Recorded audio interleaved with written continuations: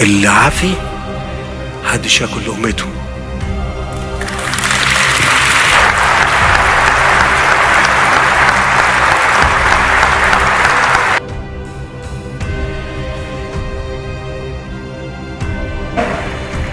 خلوا بالكم من بلدكم، حافظوا على ان هي دايما، وهي مش هتبقى عافيه الا بيكم يعني.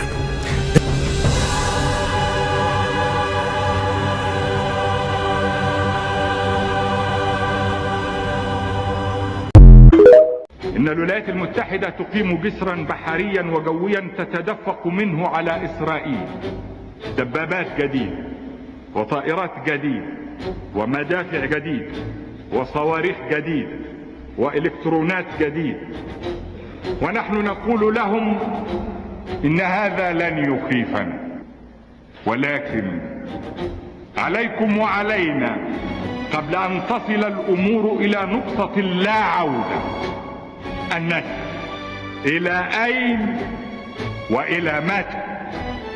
إلى أين ونحن خريطة الشرق الأوسط وليست إسرائيل؟ إلى أين ومصالحكم كلها عندنا وليست في إسرائيل؟ أن ذلك لا يمكن أن يحدث بينما العدوان قائم ضد أمة عربية بأسرها تقع في قلب العالم استراتيجيا وتملك أهم ثرواته اقتصاديا. إن أي نسيان لهذه الحقيقة البديهية ليس تجاهلا فحسب، وإنما هو إهانة لا نرتضيها لأنفسنا ولا للعالم الذي يعرف أهمية وقيمة هذه المنطقة التي نعيش فيها. وعليه أن يعرف الآن أن هذه المنطقة قادرة على أن تمنح وأن تمنع. شوفوا وانتبهوا لكلامي جدا، محدش بفضل الله سبحانه وتعالى هيقدر يمسكم، مش عشان قوتنا ولا جيشنا ولا شرطتنا، ولا بقول جيشنا مش جيش حد تاني، بقول شرطتنا مش شرطة حد تاني، مش بتاعتي أنا ومش جيشي أنا، وعمره ما هيكون غير جيش وشعب، جيش وشرطة مصر، جيش وشرطة مصر مش حد تاني.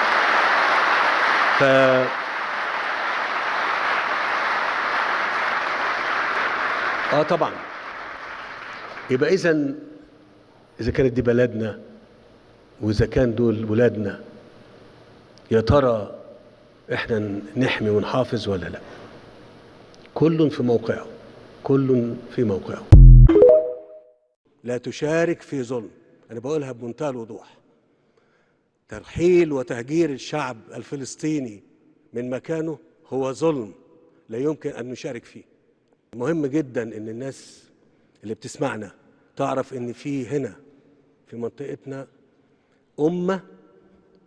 أمة لها موقف في هذا الأمر، أمة لها موقف في هذا الأمر.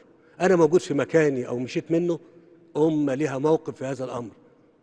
الظلم التاريخي اللي وقع للفلسطينيين وتم تهجيرهم قبل كده ولم يرجعوا إلى مناطق ثبت أو سبق التأكيد لهم إن هم ممكن يرجعوا تاني بعد ما يتم تعميرها.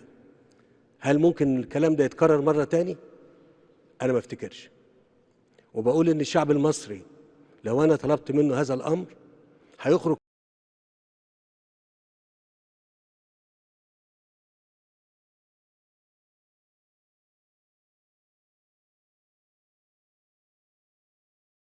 العراق والسعوديه والامارات اللي عايزه تروح على البحر المتوسط بدل ما تطلع بري، لا ده هتركب القطر ده من طابا. اهو شوف القطر مزدوج، شوف شايف اهو، بسم الله ما شاء الله. بقول لحضرتك السكه مزدوجه والله العظيم، والناس تقول لك اصل هو بينافق واصل هو بيقول، والله العظيم ده فكره سياده الرئيس، والله كمان مره على الهوا ده فكره سياده الرئيس. لما جيت بعرض عليه قلت له يا فندم هنرجع الكوبري زي ما هو وهنطوره ونعمله، قال لي الكوبري مفرد، قلت له ايوه، قال لي لا يتعمل مزدوج. عشان يتعمل مزدوج الكوبري ده خد بقى اعاده تصميم وتطوير وشغل كتير جدا عشان يبقى قطر. شايف القطر بسم الله ما شاء الله، القطر هو ماشي من الدلتا معدي الى سينا، محمل كل خيرات ربنا تقدر توديها سينا وتقدر تجيب من سينا.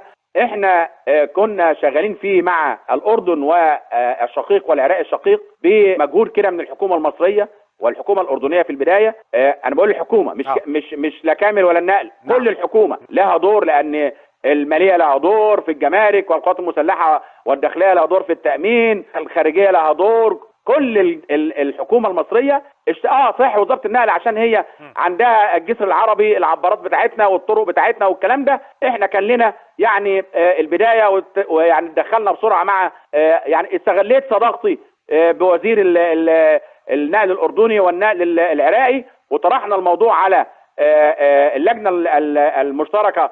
هنا كان دولة رئيس الوزراء ودولة رئيس الوزراء الأردني، ومرة دولة رئيس الوزراء العراقي مع الدكتور مصطفى مدبولي، وطرحنا الفكرة وبدأنا نشتغل. النهاردة الحمد لله لما احنا قلنا فعلا احنا هنبدأ نشتغل النهاردة أول رحلة لشاحنات أردنية. هي دي اللي قدامنا؟ هي اللي قدام حضرتك دي أول رحلة. عظيم. أول رحلة تنطلق دي العبارة اللي هي شايلة اهي. أيوة. بسم الله ما شاء الله، بسم الله ما شاء الله. والله لنا كلنا كمصريين ان نفتخر ببلدنا واللي بيحصل في بلدنا. عظيم. هذه عباره من شركه الجسر العربي للملاحه اللي احنا والاردن والعراق بنمتلكها. الشركه القويه اللي بتنقل كل تجاره مصر والاردن الى الخليج العربي والاردن الى المغرب العربي وافريقيا وغيره. النهارده تحولنا والله زي ما قلت لحضرتك، مش علشان ده، احنا علشان ننافس نفسنا. احنا لا ننافس احد ولا حد هينافسنا، وانا قلت الكلام ده قبل كده معاك ومع غيرك. لن تجد منافس لقناه السويس. مفيش حد هينافس قناه السويس. طيب الخطوط بقى الاخرى المكمله ممكن تكون مكمله لقناه السويس زي الخط ده. سياده الرئيس قال ايه لسيادتك؟ قال لي مبروك شد حيلكم. احنا النهارده في وزاره النقل انا وكل زمايلي في غايه السعاده، في اسعد يوم بالنسبه لنا ان احنا فكرنا وخططنا وصدقنا من رئيسنا، صدقنا من حكومتنا، نفذنا ما خططناه والحمد لله ربنا وفقنا. ومزيد من التوفيق ان شاء الله باذن الله في هذا خط التجاره العربي.